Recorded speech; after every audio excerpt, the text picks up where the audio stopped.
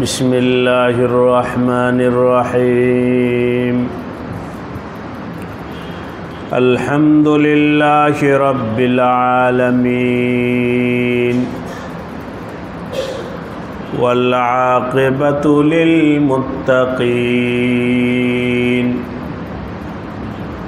वस्सलातु वस्सलामु अला सय्यिदिल अंबिया'i वल मुरसलीन व अला आलिहि व अस्हाबिहि अजमाइन अम्मा बअदु फ़अऊज़ु बिल्लाहि मिनश शैतानिर रजीम बिस्मिल्लाहिर रहमानिर रहीम इन्नल्लज़ीना ला यरजूना लिक़ाअना वरदू बिल हयातिद दुनिया वत्मअन्नु बिहा वल्लज़ीना हुम अन आयातिना गाफिलून आमन्तु बिल्लाहि सदक़ल्लाहु मौलानल अज़ीम।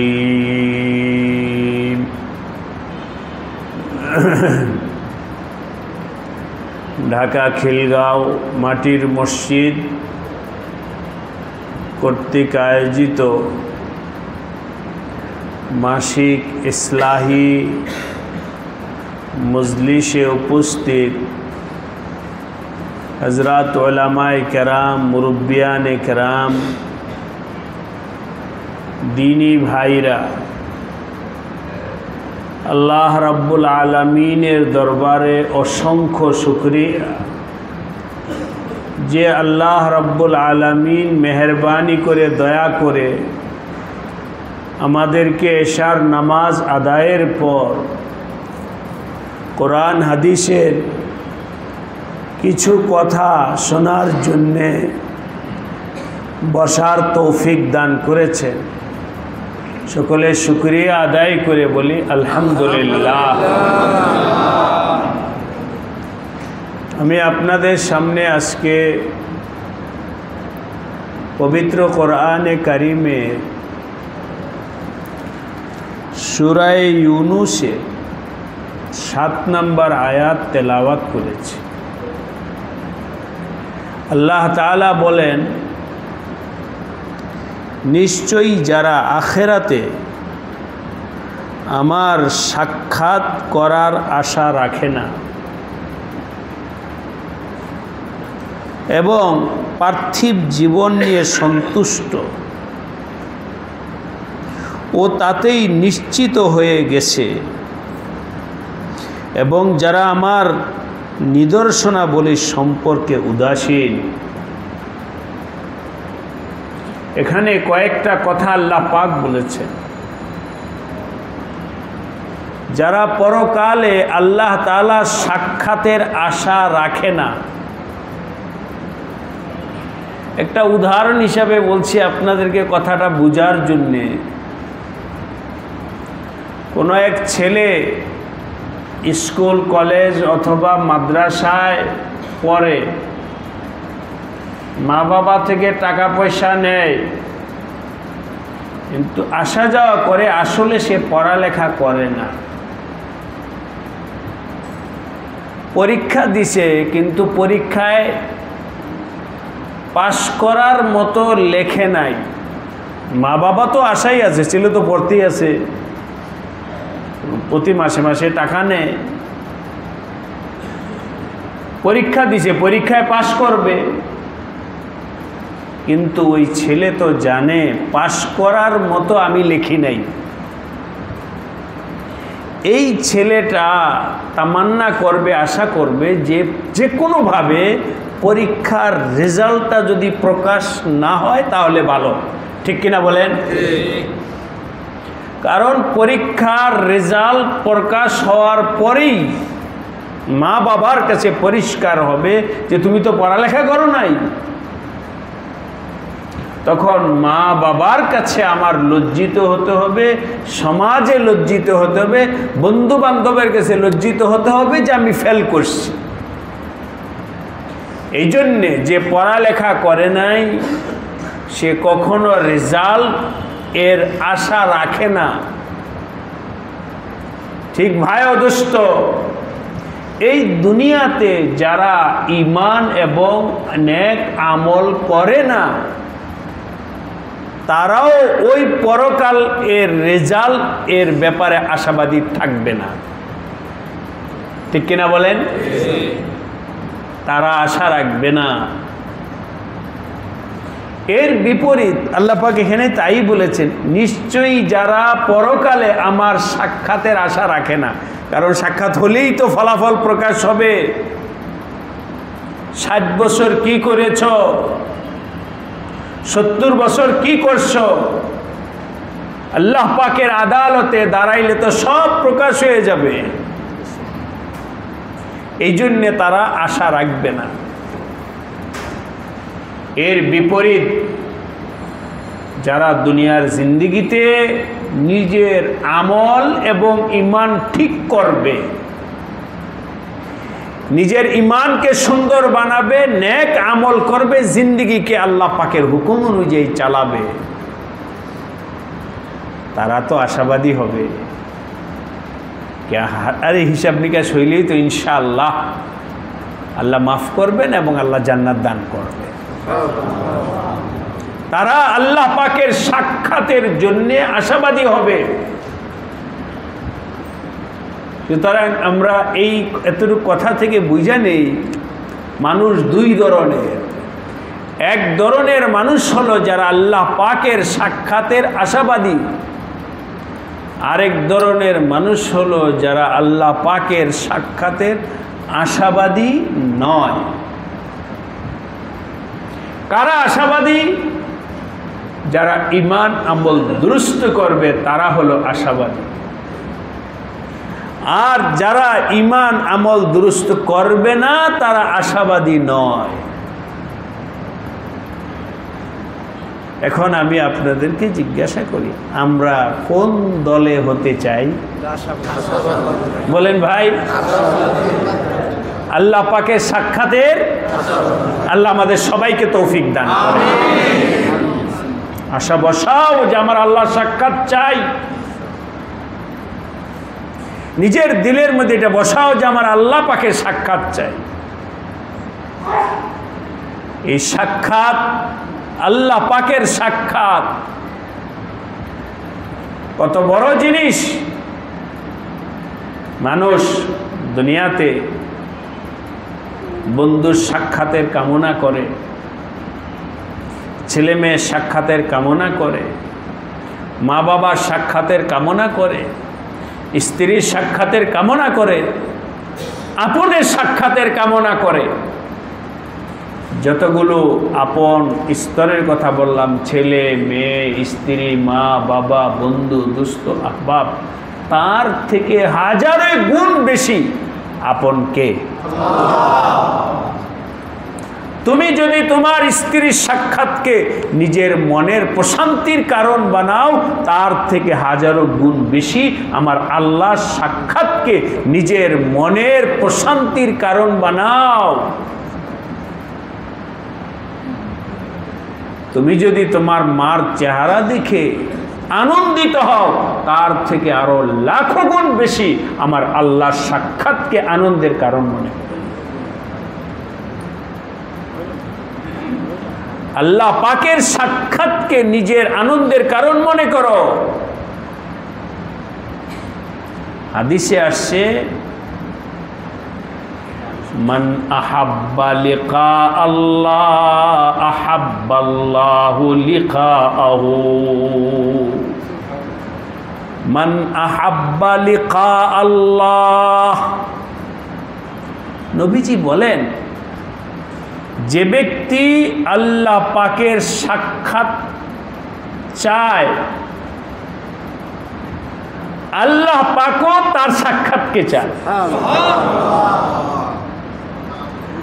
আমি আপনি যদি চাই আল্লাহ পাকের সাক্ষাৎকে, নবীজি বললেন দেখো আল্লাহ পাকও তোমার সাক্ষাতের জন্য অপেক্ষায় আছে। এই কথাটা আমরা একটু অন্যভাবে বুঝাই। ছেলে বিদেশ থাকে, 3 বছর পরে দেশে আসতেছে, মাকে জানাইছে, এয়ারপোর্টে আসছে। এগুলো হয় বিদেশে যারা যায়, এদের সাথে কথা বললে এটা আসছে। বাংলাদেশে ইমিগ্রেশন হওয়ার পরে মাল সামান আনছে, এখন কাস্টমে মাল ধরছে। খোলো, তোমার লাগেজে কি আছে খোলো। তো ভাই আমার লাগেজে অবৈধ কিছু নাই, কেন? তারপরে খোলো। এই চাইতেছে না খুলুক, কেন? এই খামোকা সময় নষ্ট হবে, তাড়াতাড়ি আমার মার সাথে দেখা করতে গো। ল ভাই 2000 টাকা দিয়ে দিলাম ঘুষ, তারপর ছাইড়া দাও। অবৈধ নাই, তারপরেও টাকা দিলাম কেন? কারণ সময় নষ্ট করতে চায় না। কার সাক্ষাতের জন্যে? এই তো এই আয়নাটা পার হইলে তো আমার মা অথবা বাবা অথবা যারা নেয়ার জন্য আসছে, তারা আসছে ওদের সাথে সাক্ষাতের জন্যে, যত তাড়াতাড়ি বের হইতে পারে। যে বিদেশ থেকে আসছে সে যেমন মা বাবা অথবা নিজের আত্মীয় সাক্ষাতের কামনা করে, আপনাদের কাছে প্রশ্ন করি, বলেন তো মা অপেক্ষায় আছে কিনা? তুমি যেমন মার সাক্ষাতের অপেক্ষায় আছো, মাও তোমার সাক্ষাতের অপেক্ষায় আছে। ঠিক এমনি ভাবে নবীজি বলেন, মান আহাব্বা লিকা আল্লাহ, যে ব্যক্তি আল্লাহ পাকের সাক্ষাতের কামনা রাখে, আহাব্বাল্লাহু লিকাআহু, আল্লাহ পাকও তার সাক্ষাতে কামনা করে। আজকে এই আয়াত সম্পর্কে আর এই সাক্ষাৎ সম্পর্কে শুধু কথা বলি, বাকি 3টা অংশ আছে ওইটা সম্পর্কে আজকে আলোচনা। দ্বিতীয় হলো, এক অন্য হাদিসে আসছে, নবী আলাইহি সালাতু ওয়াস সালাম বলেন, কিয়ামতের দিন জান্নাতি ব্যক্তিকে জান্নাত দেওয়ার পর বিভিন্ন নাজ নিয়ামত ভোগ করার পর আল্লাহ তাআলা ফেরেশতা পাঠাবেন, পাঠায়া জান্নাতীকে জিজ্ঞাসা করবেন, হে জান্নাতীরা, তোমাদের আর কোনো চাহিদা আছে কিনা বলো, চাওয়া পাওয়ার কিছু আছে কিনা বলো। তারা বলবে, আল্লাহ এত নিয়ামত দিছেন, মালা আইনুন রাআত ওয়ালা উজনুন সামিআত ওয়ালা খাতারা আলা কলবি বাশার, এত নিয়ামত দিছেন জান্নাতে, যেটা কোনো, শুধু আমি না পৃথিবীর কোনো মানুষের চোখ দেখে নাই, এত নিয়ামত আপনি জান্নাতে আমাদেরকে দান করেছেন। ওয়ালা উজনুন সামিআত, এবং কোন কান জান্নাতের নাজ নিয়ামতের বিবরণ কি পরিমাণ হবে কোনো কানও শুই না শেষ করতে পারে না। ওয়ালা খাতারা আলা কলবি বাশার, এবং মানুষের হৃদয়ে অন্তরেও কখনো এত নাজ নিয়ামত হইতে পারে এটার ভাবনা মানুষের অন্তরেও কোনোদিন আসে নাই। এত নিয়ামত আপনি আমাদেরকে জান্নাতে দান করেছে, এরপরে আর কি? আমাদের তো জানাই নেই এরপরে আর কি হইতে পারে। আল্লাহ পাক বলবেন না, জিজ্ঞাসা করো এরপরও আরো কিছু আছে কিনা, আরো কিছু আছে কিনা, আরো কিছু আছে কিনা, আরো কিছু, বারবার বারবার বারবার বলার কারণে জান্নাতীদের মনের ভিতরে একটা সন্দেহ আসবে, মনে হয় আছে, না থাকলে বারবার কেন না থাকলে বারবার কেন জিজ্ঞাসা করা হইতেছে? মনে হয় কিছু না কিছু, মনে হয় কিছু আছে, কিন্তু কি চাবো সেটা তো জানা নাই। তো এক রিবায়াতে আসছে, লোকেরা, জান্নাতি লোকেরা ওই সময় জান্নেওয়ালা অর্থাৎ জান্নাতে আলেমদেরকে তালাশ করবে। এটা জানার জন্য যে হুজুর আল্লাহ তো বারবার বলতেছে আরো কিছু লাগলে বলো, আরো কিছু লাগলে বলো, আরো কিছু লাগবে, কি আছে তো জানা নাই বলে দৌড়ায়া যাবে আলেমদের কাছে জিজ্ঞাসা করার জন্যে যে আর কিছু আছে কিনা। তখন আলেম বলে হ্যাঁ আছে। বলে কি সেটা? কথা কথা আপেল না রোস্ট না কাচ্চি বিরিয়ানি, কি চাবো এর থেকে আর কি আছে? আলেম সাহেব বলবে আরে সবচেয়ে বড় নিয়ামত এখনো পাও নাই, সবচেয়ে বড় নিয়ামত হলো আল্লাহ পাকের দিদার।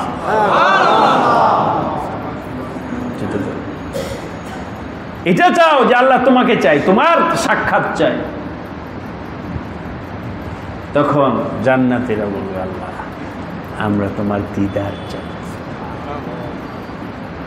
যখন সবাই আল্লাহ পাকের দিদার তামান্না করবে, আশা করবে, তো আল্লাহ পাক বলবেন যাও সবাইকে অমুক সব জান্নাতীকে নিজের বালাখানা থেকে বের হয়ে অমুক জায়গায় জমায়েত হতে বলো। তখন সব জান্নাতি এক জায়গায় হাজির হল, শুধু জান্নাতীরা, এখানে জাহান্নামীদের কোনো মাসলা নাই।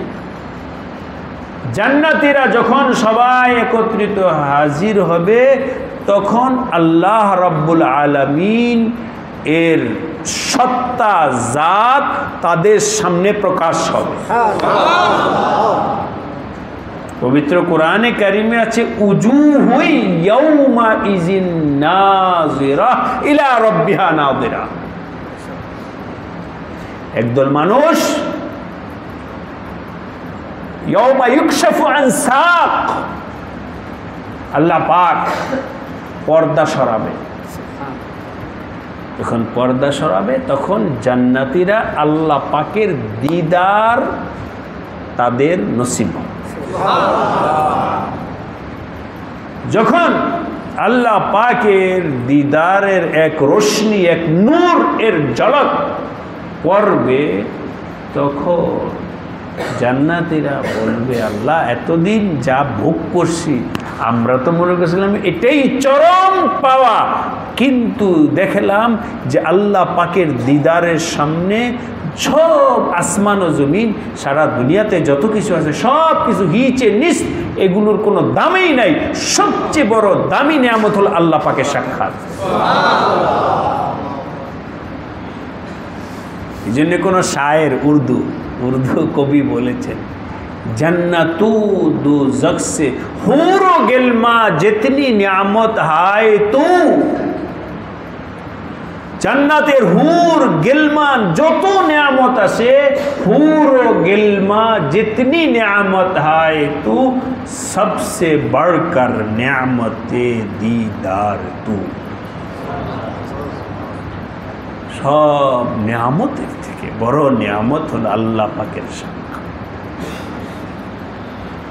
যারা নিজেদের ঈমান আমল দুরুস্ত করবে তারা কখনোই আল্লাহর সাক্ষাৎ ছাড়া তৃপ্ত হবে না। আবার বলতেছি, যাদের ঈমান আমল দুরুস্ত হবে তারা কখনো আল্লাহ পাকের সাক্ষাৎ ছাড়া তৃপ্ত হবে না। আলিয়াযু বিল্লাহ। আর যাদের ঈমান আমল ওই রকম পাওয়ারফুল না হবে তারা কথা দুনিয়াতে একটা বিল্ডিংয়ের মালিক, ও এত বড় বিল্ডিংয়ের মালিক আমি, মানে খুশি, এত বড় ক্ষমতাওয়ালা আমি, বাস সে খুশি, এত বড় টাকাওয়ালা আমি খুশি, মানে তৃপ্ত। দুনিয়ার সম্পদে তৃপ্ত, দুনিয়ার পদে তৃপ্ত, দুনিয়ার সন্তানাদিতে তৃপ্ত, দুনিয়ার টাকা পয়সায় তৃপ্ত, এটাকেই সে চরম পাওয়া মনে করবে। কারা? যারা আখিরাতে আল্লাহ পাকের সাক্ষাতের আশাবাদী নয়। আর যারা আখিরাতে আল্লাহ পাকের সাক্ষাতের আশাবাদী তারা কখনোই দুনিয়া, শুধু কথা বাংলাদেশের রাষ্ট্রপ্রধান হয়ে গেল তাতেই সে খুশি হবে না, সারা পৃথিবীর রাষ্ট্রপ্রধান হয়ে গেল তাতেই সে খুশি হবে না। তার চরম খুশি তো ওই দিন হবে যেদিন সে আল্লাহ পাকের সাক্ষাৎ পাবে। এর দ্বারাই এই আয়াতটা আমি বললাম, আবার বলতেছি, সূরা ইউনূসের 7 নম্বর আয়াতটা আপনারা পড়বেন, বাংলা পড়বেন, পড়া ভাববেন। ঈমানওয়ালা আমলওয়ালা কখনোই কোনো টাকা পায়া চূড়ান্ত সফল নিজেকে বলবে না, কোনো সম্পদের মালিক হয়ে চূড়ান্ত সফল নিজেকে মনে করবে না, কোনো পদ মর্যাদা ক্ষমতা পায়া নিজে তাকাব্বুরি অহংকারের মধ্যে লিপ্ত হবে না। সে তো বলে আরে তো সাময়িক জিনিস, আখিরাত কি। আল্লাহওয়ালা বুজুর্গানে দিন তাদের হালাত এটাই ছিল। হযরত মাওলানা সৈয়দ সুলাইমান নদভী রহমতুল্লাহ আলাইহি, হযরত মাওলানা সৈয়দ সুলাইমান নদভী রহমতুল্লাহ অনেক বড় ব্যক্তি ছিলেন আলেম হিসাবে, আরব বিশ্বের কাছে নন্দিত ব্যক্তি ছিলেন। হযরত একবার অসুস্থ হয়েছেন নদুয়ায়, ওনাকে দেখার জন্যে আরব দেশের বিভিন্ন অ্যাম্বাসেডাররা সাক্ষাৎ করতে আসছে যে হুজুর অসুস্থ। তো ওনার বাড়িতে যাওয়ার সময় রাস্তাঘাট যেই ভাঙ্গা, আরবের অ্যাম্বাসেডাররা গেছে আর গিয়া দেখে বাড়িঘর ভাঙ্গা চূড়া, মানে ওরকম কোন এত বড় আলেম বাড়িঘর সব ভাঙ্গা চূড়ায়। তো ওরা অবাক হয়ে বললেন যে হযরত আপনি এর মধ্যে থাকেন, এই ঝুপড়ির মধ্যে?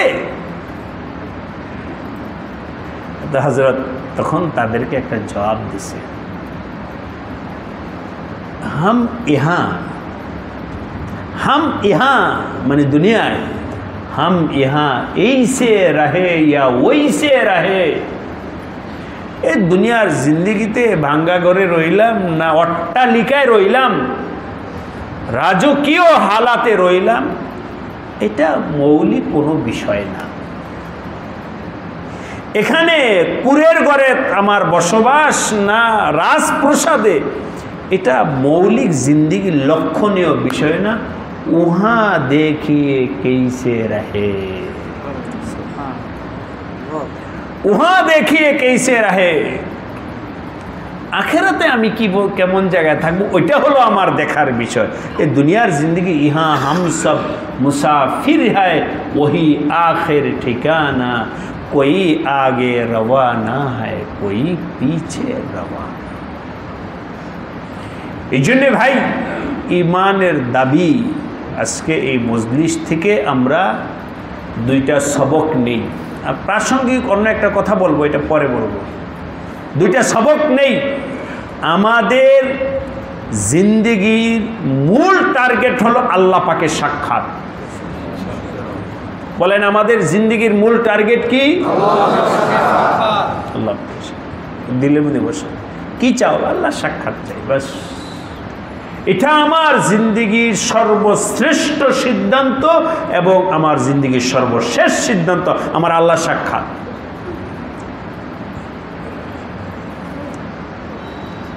দ্বিতীয় নাম্বার হলো সবক এটা হাসিল করি, দুনিয়ার কোনো কিছু পেয়ে আমি এটাকে নিজের চূড়ান্ত সফলতা মনে করব না। দুনিয়ার কোনো কিছু পেয়ে আমি আমার জন্য এটার চূড়ান্ত সফলতা মনে করব না। আল্লাহ আমাদের সবাইকে তৌফিক দান করেন। অনেক বড় কথা। আজকে তো আমাদের হালাত এমন হয়ে গেছে, আমি 2 পয়সার মালিক হলে মানে জমিনে পা থাকে না, এমনভাবে চলার অবস্থা এমন যে আর কাউকে চিনে না। আত্মীয় স্বজনকে চিনতে চায় না, গরিব দুঃখীকে চিনতে চায় না, কেউ সালাম দিলে সালামের জবটা পর্যন্ত নিতে চায় না। কেন? পয়সাওয়ালা হয়ে গেছে। আরে পয়সা কি? আল মালু গাদিন ওয়া রাহিল, সকালবেলার ধনী বিকালবেলায় ফকির। সব ভুলের মধ্যে আছি, অন্ধকারের মধ্যে আছি। কেউ যেন টাকা পয়সার বাহাদুরির মধ্যে লিপ্ত না হই। এগুলোর কোনো স্থায়িত্ব নেই, এর কোনো দামও নাই। এগুলো ইসলামের দাওয়াত, দ্বীনের সবক। আজকে মুসলমান কোরআন সুন্নাহ থাকা, তার সামনে থাকা সত্ত্বেও ইসলামের মূল দাওয়াত থেকে সরে গেছে। দুইটা পয়সা হইলে আর কাউকে চিনে না, গরিব আত্মীয় স্বজন চিনে না, গরিবরা সালাম দিলে সালামের জবাব দেয় না। আপনারা যারা বাহিরে আসা যাওয়া আছে তারা জানেন, বাংলাদেশের ধনীদেরকে অত গণেই না। আমাদের বাংলাদেশে যারা কোটিপতি, ওরা বিদেশের লোকেরা এদেরকে ফকিরই মনে করে। তাদের মধ্যে তো সে অহংকার নাই, সে অহমিকা নাই। কোটি কোটি ডলারের মালিক, নিজের গাড়ির ড্রাইভার বলেন, এরপরে কি দারওয়ান বলেন, নিয়ে একই প্লেটে খানা খাইতেছে। ঠিক কিনা বলেন? আর এখানে আমাদের 2 পয়সার মালিক না, সে গরিব আত্মীয় স্বজনকে পরিচয় দিতে বলে এটা প্রেস্টিজ নষ্ট হবে। ও গরিব মানুষ, ওদের কীভাবে আমি বলি? এটা ইসলামের শিক্ষা ছিল।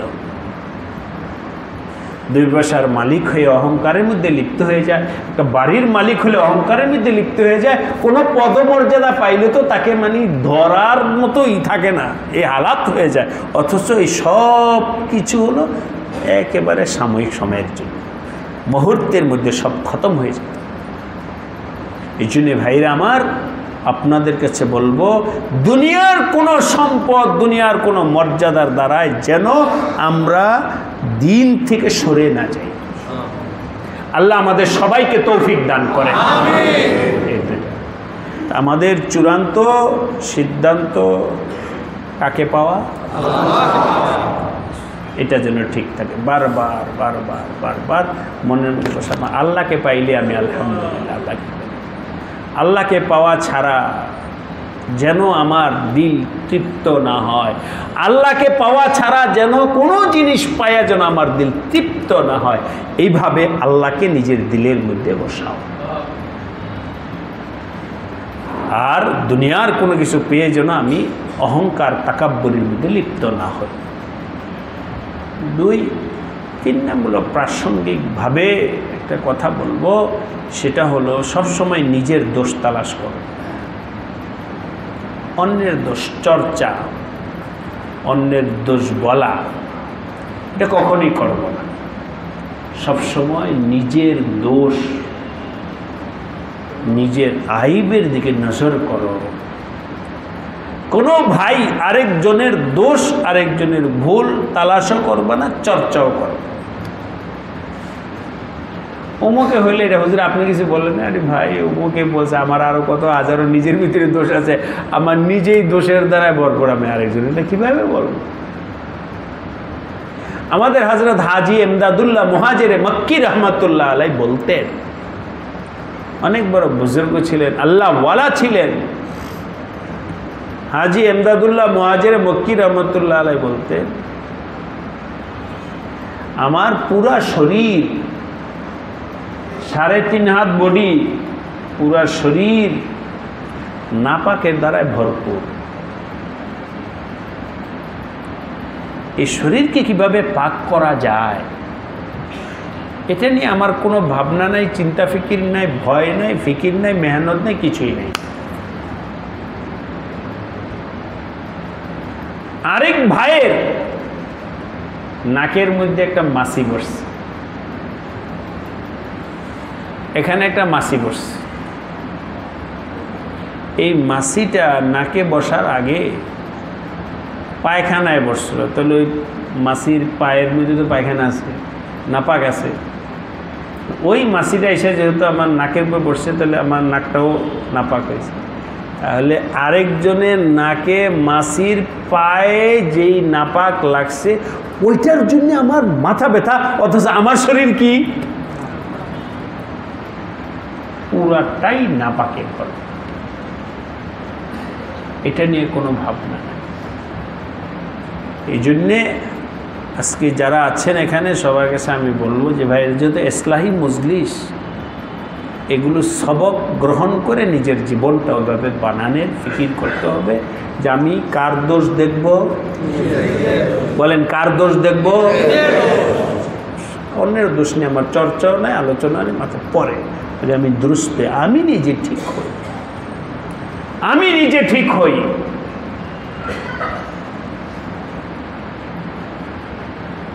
কথা প্রসঙ্গে আসছে, যেহেতু সফর থেকে আসলাম, তো দেখলাম বিভিন্ন মুসলমান অমুসলমান তাদের ওরকম আরেকজন প্রত্যেকে নিজ নিজ কাজ নিয়ে ব্যস্ত। কেউ কাউকে ন্যাং মারা, কাউকে ক্ষতি করা, কেউ কাউকে ই করা, বকা জোকা কিছু নাই,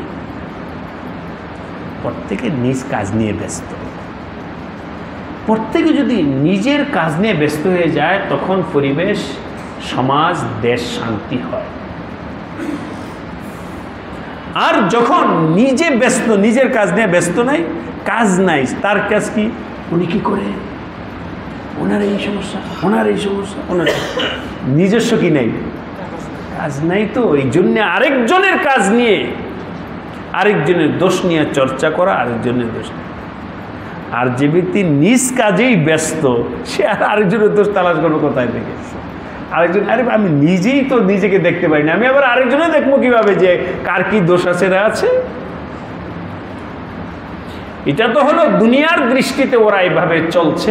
আমাদের আখিরাতের লাইনেও সবক এটা, নিজের দোষ দেখো, আরেকজনের দোষ দেখো। আমরা কি পারবো আমাদের মানসিকতা পরিবর্তন করতে? কে কে চেষ্টা করবেন হাত তুলে দেখান। আল্লাহ আমাদের সবাইকে তৌফিক দান করেন। নিজের দোষ দেখবো, নিজের সংশোধন, আরেকজন নিয়ে আমার তো আরেকজনের নিয়ে চিন্তা ফিকির করবো, যা হয় হবে, আমি আগে ঠিক হই, আমি আগে ঠিক হই। আপনারা বিভিন্ন প্রশ্ন করতে পারেন কথার কথা, কিন্তু আলহামদুলিল্লাহ আমার কাছে উত্তর আছে। হুজুর আমি একা ঠিক হইলে হবে? আমাদের হযরত মুফতি তকি উসমানী দামাত বারাকাতুহুম বলেছেন, বর্তমান বিশ্বের অবস্থায় এই বিশ্বকে, দেশকে সুন্দর করতে হলে উনি বলেছেন, তুমি এই সমাজের একটা জুজ, একটা পার্ট, একটা অংশ। ধরেন এই মহল্লায় যদি 500 লোক থাকে, তাই 500-র মধ্যে আমিও তো একজন, তাই না? আমি যদি ভালো হই তাহলে বলেন তো এই সমাজে কয়জন ভালো? একজন। আর বাকি কয়জন খারাপ? 499 জন। 499 জন খারাপ, একজন কি? আমি ওই একটা লোকও যদি আমি ভালো না হই তাহলে বলেন সমাজের 500 লোকের 500 লোকই খারাপ। যোগ্যতা আপনাদের বুঝে আসে নাই? আমি যদি ভালো না হই তাহলে সমাজে কয়জন খারাপ? আমি যদি ভালো হই সমাজে কয়জন খারাপ? একজন তো ভালো হলো, তুমি ভালো হও। এভাবে যদি 500 জনের 500 জনই বলে যে আমি ভালো হব, এবার বলেন তো সমাজে কয়জন ভালো? 500ই ভালো। সমাজে 500, সবাই সিদ্ধান্ত না আমি ভালো হব, তো সমাজের 500 ভালো হবে।